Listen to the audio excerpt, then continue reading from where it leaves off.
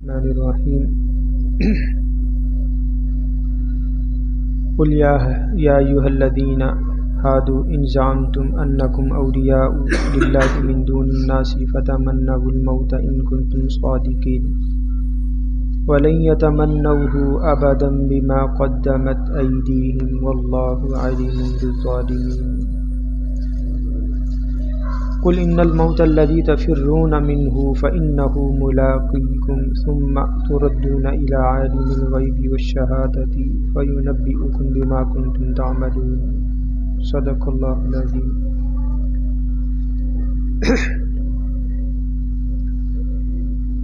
سورہ جمعہ کی آیت نمبر 6 سے آیت نمبر 8 تک ان 3 آیات کا ترجمہ اور تفسیر پر مبنی ہے آج کا درس قرآن۔ گزشتہ آیات میں اللہ تعالیٰ نے یہودیوں کے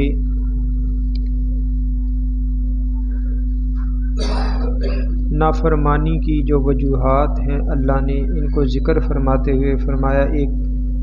وجہ یہ تھی کہ انہوں نے تورات کو جو پر عمل جو ہے وہ نہیں کیا، اور ان کی بدعمالی کی مثال اللہ نے فرمایا کمثل الحمار یحمل اسفارا، کہ جس طرح گدھے پہ کتابیں لاد دی جائیں تو گدھا ان کتابوں سے فائدہ نہیں اٹھاتا ہے، ایسے ہی ان یہودیوں نے بھی تورات کے احکامات سے جو ہے روگردانی کی اور تورات سے فائدہ اٹھا کر اللہ کی ناراضگی سے یہ بچے نہیں۔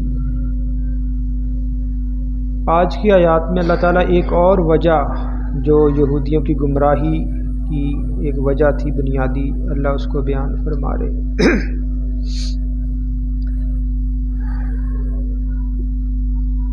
فرمایا قل یا ایھا الذین ھادوا ان زعمتم انکم اولیاء للہ من دون الناس فتمنوا الموت ان کنتم صادقین۔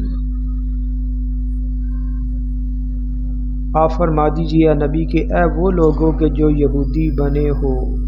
یا ایھا الذین ھادوا، اے وہ لوگوں کے جو یہودی ہو، ان زعمتم انکم اولیاء للہ من دون الناس، اگر تم یہ گمان کرتے ہو کہ بے شک تم اللہ کے دوست ہو باقی لوگوں کے سوا، یعنی باقی لوگوں کو چھوڑ کر صرف تم ہی اللہ کے دوست ہو، تو فتمنوا الموت ان کنتم صادقین، تو تمنا کرو موت کی اگر تم جو ہے سچے ہو۔ اس آیت مبارکہ کو سمجھنے کے لیے ہمیں سورہ بقرہ کی آیت نمبر 111 جو ہے اس کو دیکھنا پڑے گا۔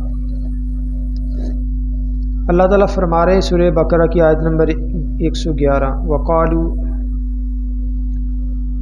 لَن يَدْخُلَ الْجَنَّةَ إِلَّا مَنْ كَانَ هُودًا أَوْ نَصَارَىٰ تِلْكَ أَمَانِيُّهُمْ قُلْ هَاتُوا بُرْهَانَكُمْ إِن كُنتُمْ صَادِقِينَ،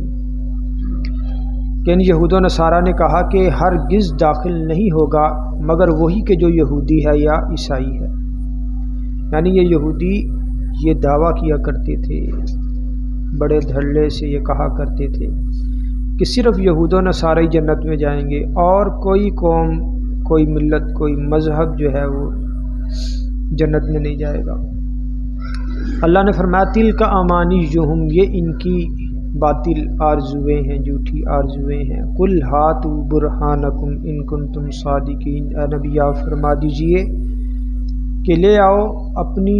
دلیل اگر تم جو ہے سچے ہو۔ اسی طرح آگے آیت نمبر 12 پھر آیت نمبر 13 میں کیا کہہ رہے ہیں، وقالت الیہود لیست النصارى علی شیء، یہودی کہا کرتے تھے کہ عیسائی کسی چیز پر نہیں ہے، یعنی یہ حق پہ نہیں ہے۔ وقالت النصارى لیست الیہود علی شیء، اور جو عیسائی تھے یہ کہا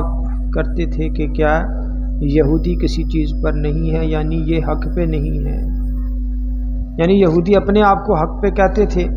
اور عیسائی ادھر سے اپنے آپ کو حق پہ کہتے تھے وَهُمْ يَتْلُونَ الْكِتَابَ، حالانکہ وہ کتاب پڑھتے تھے۔ یہود و نصارہ پر اللہ نے تورات اور انجیل جو ہے ان کے ہدایت کے لیے اللہ نے نازل فرمائی۔ كَذَلِكَ قَالَ الَّذِينَ لَا يَعْلَمُونَ مِثْلَ قَوْلِهِمْ، ایسے ہی کہا ان لوگوں نے کہ جو نہیں جانتے تھے، ان کی مثل بات کہی، یہود و نصارہ کے مثل بات ان لوگوں نے کہی جو علم نہیں رکھتے تھے، یعنی مشرکین عرب۔ یعنی مشرکین عرب کا اپنی جگہ پہ یہ دعویٰ تھا، یہودیوں کا اپنا دعویٰ تھا، اور کیا تھا، عیسائیوں کا اپنا جو ہے یہ دعویٰ تھا۔ تو ایک یہ ان کی گمراہی کا سبب بنی یہ دعویٰ کہ یہودی کہا کرتے تھے، کیا کہا کرتے تھے کہ ہرگز جو ہے داخل نہیں ہوں گے مگر جو یہودی ہے یا جو کیا ہے عیسائی ہے۔ نبی صلی اللہ علیہ وسلم کی فرامین کا احادیث کا مطالعہ کیا جائے تو ہمیں معلوم ہوگا کہ اسی قسم کی باتیں، اسی قسم کا عقیدہ، اسی قسم کے اعمال، بدعمالیاں، کرتوتیں آج اس امت میں بھی آ گئی۔ جیسے یہود اور نصارہ کہتے تھے نا کہ بس یہودی اور عیسائی جنت میں جائیں گے، ایسے ہی مسلمانوں کا بھی ایک عقیدہ بن گیا، بس کلمہ پڑھ لیا اس کے بعد جو مرضی کرتے رہو، جیسے مرضی حقوق اللہ پامال کرو، جیسے مرضی حقوق العباد کو پامال کرو، چوری ڈکیتی جناب، ظلم و ستم جو مرضی کرو، بس کلمہ پڑا ہوا ہے۔ مرتے جناب پہلا قدم کہاں ہے؟ قبر میں، تو دوسرا کہاں؟ جنت میں۔ تو یہ اللہ تعالیٰ نے یہودیوں کی بدعمالی کو قرآن میں بیان کر کے کہ یہ ان کی گمراہی کا سبب ہے، یہ امت محمدیہ کو اور تا قیامت آنے والے ہر انسان کو سمجھایا کہ صرف نسبت ہی نہیں کام کرنی، وہاں آخرت کے میدان میں عمل کا بھی مطالبہ ہے۔ حضور صلی اللہ علیہ وسلم نے تو اپنی بیٹی سیدہ فاطمہ الزہرا رضی اللہ تعالیٰ عنہا سے کہہ دیا تھا، فرمایا کہ آخرت کے میدان میں نسبت نے کام نہیں آنا، تمہیں بچانا تمہارے عمل نے ہی جو ہے بچانا ہے۔ تو گمراہی کا جو سبب یہودیوں کا ان کی تباہی کا باعث بنی، یہی گمراہی کا سبب آج اس امت کا بھی ہے۔ قل یا ایھا الذین ہادوا، آیا نبی آپ فرما دیجیے کہ وہ لوگ کے جو یہودی ہوئے، ان زعمتم انکم اولیاء للہ من دون الناس، کہ اگر تم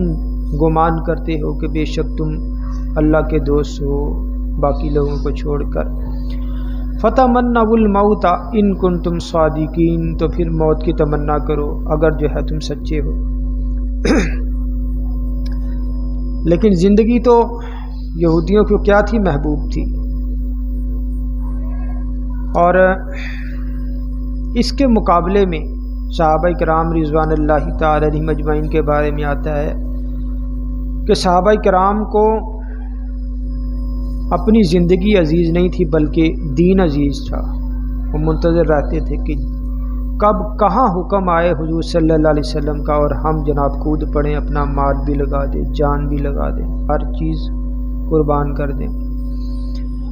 اچھا، نجران کا عیسائیوں کا ایک گروہ جو تھا، یہ نبی صلی اللہ علیہ وسلم کی خدمت میں حاضر ہوا، حضور صلی اللہ علیہ وسلم کے پاس آیا۔ صحیح بخاری شریف میں جو ہے یہ روایت ہے۔ نجران کے سردار تھے، تو دو سردار تھے، ایک کا نام تھا عاقب اور ایک کا نام تھا سید۔ حضور صلی اللہ علیہ وسلم سے مباہلہ کے لیے آئے، مناظرے کے لیے آئے۔ ان کے بقول عیسائیت کا جو دین ہے یہ حق پر تھا، تو نبی صلی اللہ علیہ وسلم نے انہیں مباہلے کی دعوت دے دی۔ مباہلہ ایک ہوتا ہے مناظرہ، مناظرے میں علمی بحث ہوتی ہے اور اس میں جس کا پلڑا بھاری ہوتا ہے وہ جناب جیت جاتا ہے دلائل کے اعتبار سے۔ اور مباہلہ ہوتا ہے کہ اس میں یہ دعویٰ کیا جاتا ہے کہ جو ناحق ہو، جو باطل پہ ہے، تو اللہ اس کو ہلاک کرے۔ اب حضور صلی اللہ علیہ وسلم نے ان دونوں سرداروں کو مباہلے کی جو ہے وہ دعوت دی۔ تو ایک جو اس میں سے ایک ساتھی تھا، اس نے کہا ایسا نہ کرو، کیونکہ اللہ کی قسم اگر یہ نبی ہوئے اور پھر بھی ہم نے ان سے مباہلہ کیا تو پھر ہماری فتح نہیں ہوگی، ہم جو ہے کامیاب نہیں ہو سکیں گے، اور ہمارے بعد ہماری نسلیں بھی نہیں رہ سکیں گی۔ بھائی جب سردار ہی جیت ہار گئے تو آگے ان کے پیروکار انہوں نے بھی اسلامی دین قبول کر لینا۔ تو انہوں نے کہا کہ نبی صلی اللہ علیہ وسلم سے کہ آپ جو مانگیں گے ہم جزیہ دینے کو تیار ہیں،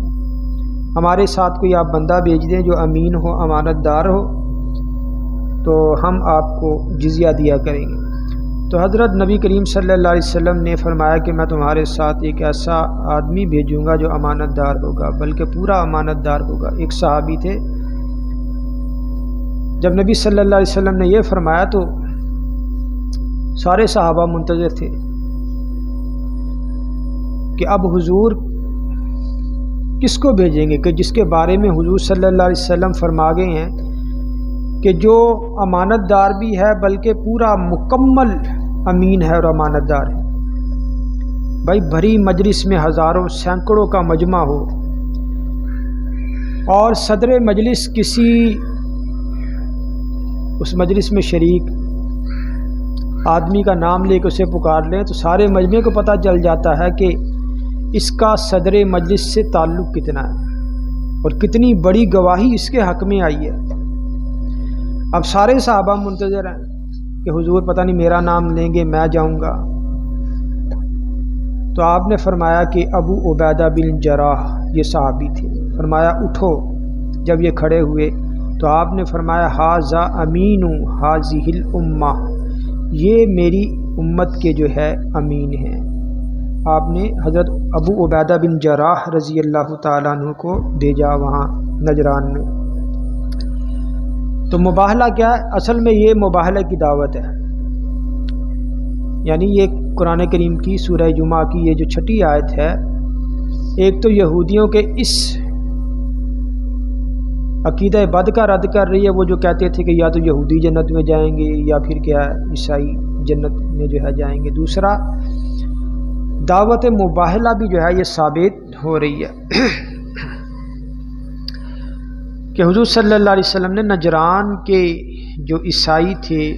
آپ نے انہیں کیا کیا، مباہلے کی دعوت دی، لیکن وہ بھاگ گئے۔ اسی طرح مسند احمد میں ایک روایت ہے حضرت عبداللہ بن عباس رضی اللہ تعالیٰ عنہ سے کہ ابو جہل نے کہا کہ لئن رأیت رسول اللہ صلی اللہ علیہ وسلم یصلی عند الکعبہ، کہ اگر میں نے محمد صلی اللہ علیہ وسلم کو کعبہ کے پاس نماز پڑھتے ہوئے دیکھا تو لآتینہ حتی اطأطأ علی عنقہ، تو کہنے لگا کہ میں پھر محمد کے پاس پہنچ کر معاذ اللہ اس کی گردن مسل دوں گا۔ تو نبی صلی اللہ علیہ وسلم کو جب پتہ چلا فقال لو فعل لاخذتہ الملائکۃ عیانا، حضور صلی اللہ علیہ وسلم نے فرمایا کہ اگر ابو جہل ایسا کرتا تو فرمایا فرشتے سب کی نگاہوں کے سامنے ابو جہل کو پکڑ کے ٹکڑے ٹکڑے کر دیتے، سب کے سامنے کر دیتے۔ فرمایا وَلَوْ أَنَّ الْيَهُودَ تَمَنَّوُا الْمَوْتَ لَمَاتُوا وَرَأَوْا مَقَاعِدَهُمْ فِي النَّارِ، فرمایا کہ اگر یہودی موت کی تمنا کر لیتے تو مر جاتے اور انہیں جہنم میں ان کا ٹھکانہ جو ہے جہنم میں ان کا ٹھکانہ دکھا دیا جاتا۔ فرمایا وَلَوْ خَرَجَ الَّذِينَ يُبَاهِلُونَ رَسُولَ اللَّهِ صلی اللہ علیہ وسلم لَرَجَعُوا لَا يَجِدُونَ مَالًا وَلَا أَهْلًا وَلَا أَهْلًا، کہ اگر یہ کیا ہے اگر وہ لوگ نبی صلی اللہ علیہ وسلم سے مباہلہ کرنے کے لیے آ جاتے، باہر نکلتے تو اپنے گھر اس حال میں لوٹ کر جاتے کہ اپنے مال و دولت اور اہل خانہ میں سے کسی کو نہ پاتے، یعنی نبی سے بھی مباہلہ کیا ہے وہ بھی ہلاکت کا باعث ہے۔ یعنی اس جو روایت ہے حضرت عبداللہ بن عباس رضی اللہ تعالیٰ عنہ کی مسند احمد میں، اس میں بھی مباہلے کا ذکر ہے۔ تو فرمایا کل یا ایھا الذین ھادوا ان زعمتم انکم اولیاء للہ من دون الناس فتمنوا الموت ان کنتم صادقین، اگر خود کو تم برحق سمجھتے ہو، اللہ کا دوست کہتے ہو کہ باقی سب جو ہے چھوڑ کر تم ہی اکیلے اللہ کے دوست و حق پر ہو، تو پھر فتمنوا الموت ان کنتم صادقین، کرو موت کی تمنا، آؤ تمہیں دعوت مباہلہ ہے اگر تم سچے ہو۔ اللہ نے فرمایا ولا یتمنوہ ولا یتمنونہ ابدا بما قدمت ایدیہم، کہ وہ اس کی تمنا کبھی بھی نہیں کریں گے اس وجہ سے کہ جو انہوں نے اپنے ہاتھوں سے آگے بھیج دیا، یعنی انہیں اپنے کرتوت کا، اپنے عقیدے کا، اپنی بدعمالی کا پتہ ہے، لہٰذا وہ ہرگز بھی یہ اس دعوت مباہلہ کو قبول نہیں کریں گے اور موت کی تمنا نہیں کریں گے۔ واللہ علیم بالظالمین، اللہ جو ہے جاننے والا ہے بے انصافوں کو، ظلم کرنے والوں کو۔ فرمایا کل ان الموت الذی تفرون منہ فانہ ملاقیکم ثم تردون الی عالم الغیب والشہادۃ فینبئکم بما کنتم تعملون۔ اچھا، یہاں تو دعوت مباہلہ سے جو راہ فرار اختیار کیا یہود و نصارہ نے اور مشرکین نے، اللہ نے اس کو بیان فرمایا۔ مطلقاً موت کی تمنا کرنا اس کی شریعت نے اس کو کس نگاہ سے دیکھا ہے؟ تو اس کے بارے میں کہ کوئی انسان موت کی تمنا کر لے کسی تکلیف کی وجہ سے، کسی دکھ کی وجہ سے، کوئی مال ضائع ہو جانے کی وجہ سے، اولاد کے فوت ہو جانے کی وجہ سے، کسی حادثہ کے پیش آ جانے کی وجہ سے، ہوتا ہے نا، ہم بسا اوقات دیکھتے ہیں کبھی ہمارے منہ سے نکل جاتا ہے، یا ہمارے کوئی دوست احباب عزیز و اقارب جناب وہ افسوس سے کہتا ہے یار اس سے بہتر تو میں مر ہی جاتا، تو یہ تمنا کرنا کیسا ہے؟ تو صحیح بخاری شریف کی روایت ہے، حضرت ابو ہریرہ رضی اللہ تعالیٰ عنہ سے روایت ہے کہ حضور صلی اللہ علیہ وسلم کو یہ میں نے فرماتے ہوئے سنا ہے۔ آپ صلی اللہ علیہ وسلم نے فرمایا، یعنی ایک تو بات ہے کہ کسی شخص نے کسی سے سن کے، کہ ایک آدمی نے کسی تابعی نے کسی صحابی سے سنا ہو، تو وہ پھر کہے جی میں نے حضرت ابو ہریرہ سے سنا، کہ انہوں نے وہ بیان کرتے ہیں کہ نبی صلی اللہ علیہ وسلم نے یہ فرمایا، یا ابو ہریرہ خود فرما رہے کہ میں نے نبی صلی اللہ علیہ وسلم کو یہ فرماتے ہوئے خود سنا ہے۔ کیا؟ آپ صلی اللہ علیہ وسلم نے فرمایا کسی شخص کا عمل اسے جنت میں داخل نہیں کر سکے گا۔ صحابہ نے عرض کی یا رسول اللہ آپ کا بھی نہیں، یعنی آپ کے اعمال بھی نہیں آپ کو جنت میں داخل کر سکیں گے؟ آپ نے فرمایا نہیں میرا بھی نہیں۔ اللہ اکبر، خاتم الانبیاء ہیں، سید الانبیاء، فرما رہے ہیں کہ کسی شخص کا عمل اسے جنت میں داخل نہیں کر سکے گا۔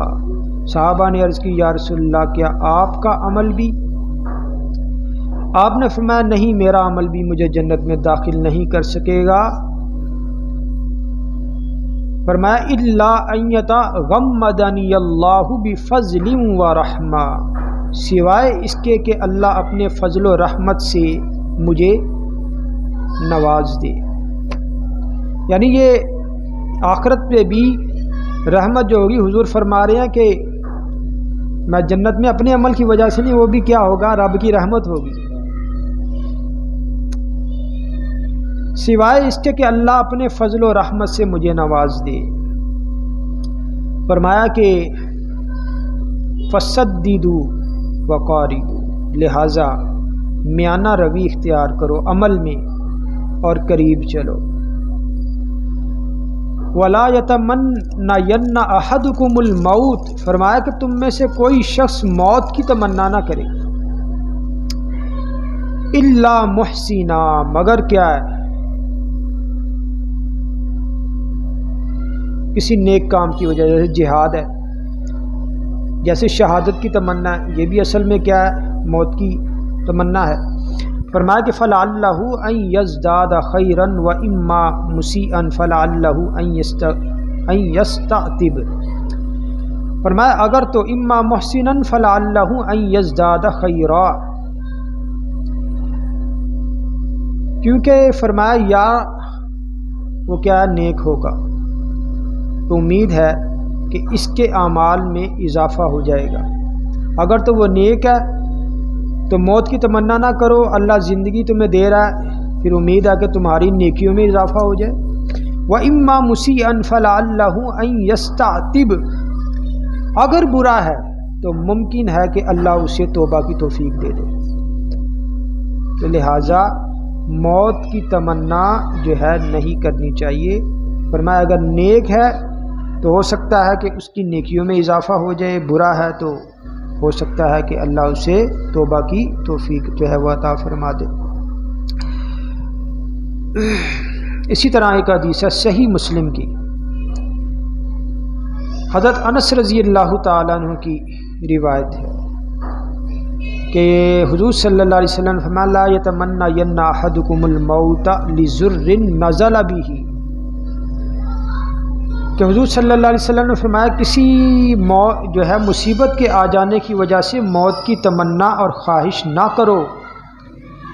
فَإِنْ كَانَ لَا بُدَّ مُتَمَنِّيًا فَلْيَقُلْ اللَّهُمَّ أَحْيِنِي مَا كَانَتِ الْحَيَاةُ خَيْرًا لِي وَتَوَفَّنِي إِذَا كَانَتِ الْوَفَاةُ خَيْرًا لِي، فرمایا اگر اسے ضرور موت کی خواہش کرنا ہے تو پھر یہ دعا پڑھے اللہم احینی ما کانت الحیات خیرا لی، اے اللہ مجھے اس وقت تک زندہ رکھنا جب تک کہ زندہ رہنا میرے لیے بہتر ہے،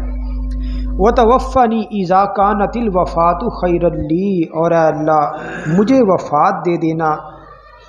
جب میرے حق میں وفات جو ہے بہتر ہے۔ یعنی یہ دعا حضور صلی اللہ علیہ وسلم سے منقول ہے، یہ کی جا سکتی ہے۔ باقی شہادت کی کہ اللہ کے راستے میں موت آئے، یہ بھی دعا کیونکہ نیک کام کے لیے تو یہ بھی کی جا سکتی ہے۔ تو اللہ نے کیا فرمایا قل ان الموت الذی تفرون منہ فانہ ملاقیکم ثم تردون الی عالم الغیب والشہادۃ فینبئکم بما کنتم تعملون، کہ بے شک موت کہ جس سے تم بھاگتے ہو فَإِنَّهُ مُلَاقِيكُمْ، بے شک وہ تمہیں ملنے والی ہے، کہ انسان موت سے راہ فرار اختیار نہیں کر سکتا، موت نے تو آنا ہے۔ ثُمَّ تُرَدُّونَ إِلَىٰ عَالِمِ الْغَيْبِ وَالشَّهَادَةِ، پھر تم لوٹائے جاؤ گے اس ذات کی طرف کہ جو جاننے والا ہے ظاہر کو، پوشیدہ چیزوں کو اور کیا ہے ظاہر چیزوں کو، فَيُنَبِّئُكُم بِمَا كُنتُمْ تَعْمَلُونَ، پھر وہ تمہیں بتا دے گا جو تم عمل کیا کرتے تھے۔ تو یہاں آج کی جو آیات ہیں اللہ تعالیٰ نے مشرکین یہود و نصارہ کا جو عقیدہ باطل تھا کہ وہ خود کو ہی حق پر سمجھتے تھے، اپنے دین کو ہی حق پہ سمجھتے تھے، اللہ تعالیٰ نے اس کا جو ہے رد فرمایا۔ اور دوسرا نجران کے جو عیسائی تھے، نبی صلی اللہ علیہ وسلم نے انہیں جو ہے دعوت مباہلہ دی، انہوں نے جو دعوت مباہلہ سے راہ فرار اختیار کیا، اللہ نے اس کو بیان فرمایا۔ باقی صحابہ کرام رضوان اللہ تعالیٰ علیہم اجمعین کے بارے میں نے عرض کی کہ صحابہ کرام رضوان اللہ تعالیٰ علیہم اجمعین سے بارہا منقول ہے اللہ کے راستے میں ان کی تمنا ہوتی تھی کہ یہ اپنی جان کو مال کو قربان کر دے، جیسے حضرت خالد بن ولید رضی اللہ تعالیٰ عنہ کا ایک خط تاریخ میں موجود ہے کہ انہوں نے عراقی جو حکومت تھی اس وقت میں اپنے عراقی مد مقابل کو لکھا تھا کہ آپ نے اس خط میں تنبیہ کی تھی کہ یاد رکھو ہمارے نزدیک موت اس قدر محبوب ہے کہ تمہارے نزدیک اتنی محبوب شراب بھی نہیں ہے۔ ہمیں اپنی جانوں کی ہلاکت کا کوئی جو ہے اس کی فکر نہیں، کیونکہ ہم اللہ کی توحید اور آخرت پر کامل یقین رکھتے ہیں۔ اسی طرح حضرت علی رضی اللہ تعالیٰ عنہ سے بھی جو ہے منقول ہے، انہوں نے حضرت علی رضی اللہ تعالیٰ عنہ نے اپنے بیٹوں حضرت حسن حضرت حسین رضی اللہ تعالیٰ عنہ کو مخاطب کر کے فرمایا تھا کہ یا بنی لا یبالی ابوک ان سقط علیہ الموت او سقط علیہ، کہ اے بیٹے تیرا باپ اس بات کی پرواہ نہیں کرتا کہ موت اس پر گر جائے یا وہ موت پر گر جائے۔ تو حضور صلی اللہ علیہ وسلم سے بھی منقول ہے ایک اور دعا، اللہم حبب الموت الی من یعلم ان محمد رسولہ، کہ اللہ موت کو اس شخص کے نزدیک پسندیدہ ٹھہرا دے جس کو یقین ہے کہ محمد اللہ کے رسول ہے۔ تو یہ نبی صلی اللہ علیہ وسلم کی دعاؤں کا ثمرہ ہے کہ دین کی خاطر آج ہم جان بھی قربان کرنے کا ہمارے اندر جو جذبہ ہے، یہ نبی صلی اللہ علیہ وسلم کی دعا کا ثمرہ ہے کہ کہیں بھی نہ منہ سے رسالت کا مسئلہ آتا ہے یا اس طرح کا کوئی بھی مسئلہ درپیش ہوتا ہے تو مسلمان جو ہے یہ اپنی جان قربان کرنے سے بھی دریغ نہیں کرتے، یہ حضور صلی اللہ علیہ وسلم کی دعاؤں کا نتیجہ ہے۔ تو فرمایا اللہم حبب الموت الی من یعلم ان محمد رسولہ، کہ اللہ ہر اس شخص کے نزدیک موت کو پسندیدہ جو ہے ٹھہرا دے کہ جسے علم ہے، کہ جو جانتا ہے، جو ایمان رکھتا ہے کہ محمد اللہ کے رسول ہیں۔ اس کے علاوہ اور بھی بہت سی دعائیں ہیں۔ تو یہاں آیت نمبر 8 پر سورہ جمعہ کا پہلا رکوع جو ہے یہ مکمل ہو جاتا ہے۔ آگے سورہ جمعہ کا آخری رکوع ہے، اس میں اللہ تعالیٰ نماز جمعہ کے احکام اور اسی طرح جمعہ کے دن کے احکام جو ہے وہ نازل فرمائیں گے، اس کو بیان فرمائیں گے۔ تو باقی انشاءاللہ آئندہ دعا ہے اللہ تعالیٰ ہمیں قرآن کریم کے تمام حقوق، اس پر ایمان، اس کی تلاوت، اس کا سمجھنا، قرآن پر عمل کرنا اور اللہ قرآن کو آگے پھیلانے کی ہم سب کو توفیق عطا فرمائے۔ الحمدللہ رب العالمین، والصلاۃ والسلام علی رسولہ النبی الکریم۔ یا ارحم الراحمین، ہمیں قرآن کو پڑھنے، سمجھنے اور اس پر عمل کرنے کی توفیق عطا فرما۔